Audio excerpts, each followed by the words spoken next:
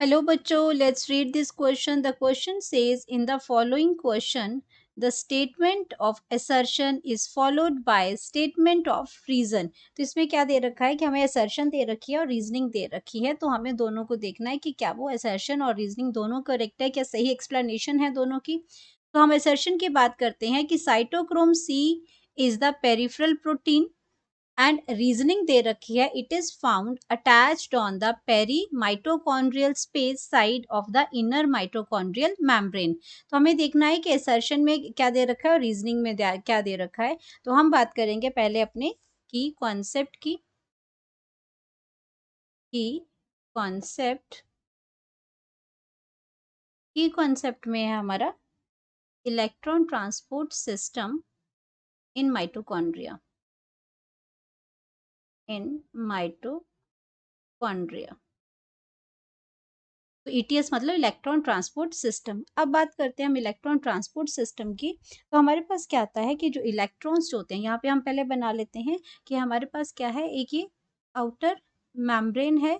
Outer membrane किसकी है? ये आउटर माइटोकॉन्ड्रियल मेम्ब्रेन है। और यहाँ हम बात कर रहे हैं कि ये हमारे पास क्या है, इनर माइटोकॉन्ड्रियल मेम्ब्रेन है। तो यहाँ पे हम इसको लिखेंगे आउटर माइटोकॉन्ड्रियल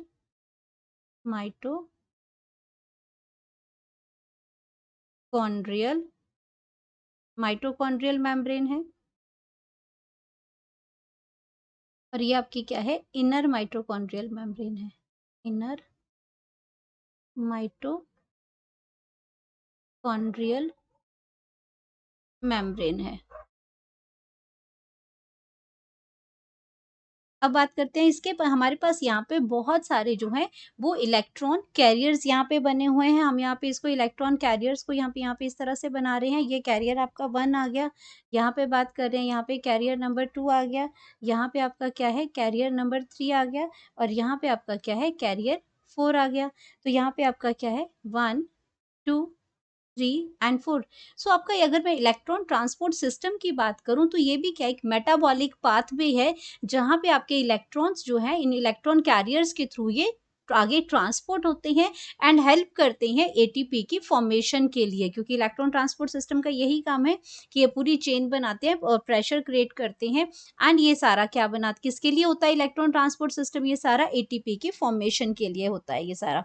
तो अब बात करते हैं कि इलेक्ट्रॉन कहाँ से आता है। तो हम इलेक्ट्रॉन की अगर बात करें तो electrons from NADH, electrons from NADH, NADH से इलेक्ट्रॉन आता है। और ये आपका प्रोड्यूस कहाँ होता है, produced in mitochondrial matrix, produced in mitochondrial matrix के अंदर, माइटोकॉन्ड्रियल मैट्रिक्स के अंदर ये प्रोड्यूस होता है। एंड ये कैसे प्रोड्यूस होगा, बाय NADH डिहाइड्रोजिनेज से, डिहाइड्रोजिनेज से ये प्रोड्यूस होता है। ठीक है।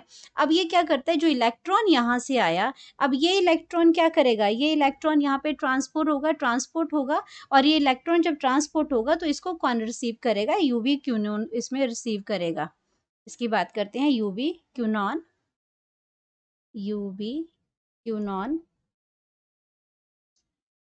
यूवी क्यूनॉन जो है वो इसको रिसीव करेगा। एंड इसको ये क्या करेगा, पास ऑन करेगा। ये इस तरह से यूवी क्यूनॉन जो है वो इलेक्ट्रॉन पास करता जाएगा।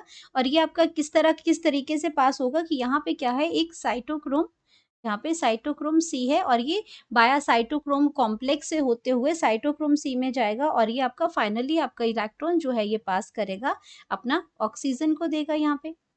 ठीक है।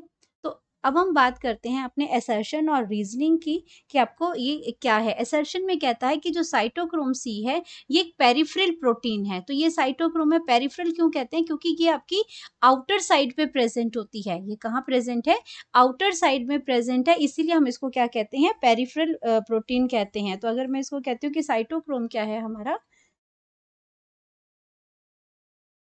Cytochrome is a small protein, is a small protein small protein है और ये कहाँ प्रेजेंट है? एंड प्रोटीन प्रेजेंट ऑन, ये क्या है? Present on outer surface of inner mitochondrial membrane. Inner माइटो membrane के आउटर सरफेस में है, outer surface of inner mitochondrial membrane, mitochondrial mitochondrial membrane में है। अब ये आउटर सरफेस पे है, इसीलिए हम इसको क्या कहते हैं? इसको हम क्या कहते हैं? पेरिफेरल प्रोटीन भी कहते हैं।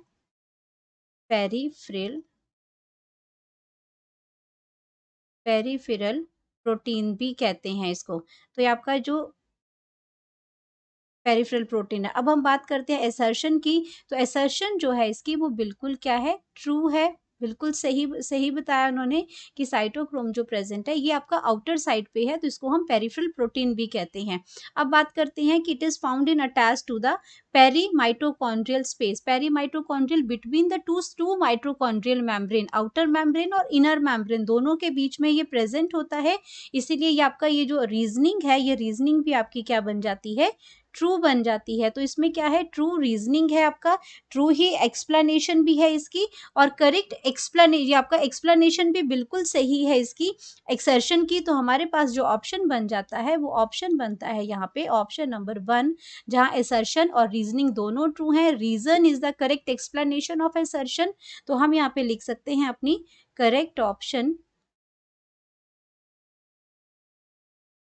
करेक्ट ऑप्शन, ऑप्शन नंबर हमारी बन जाती है 1। Hope you understood it well. Best of luck.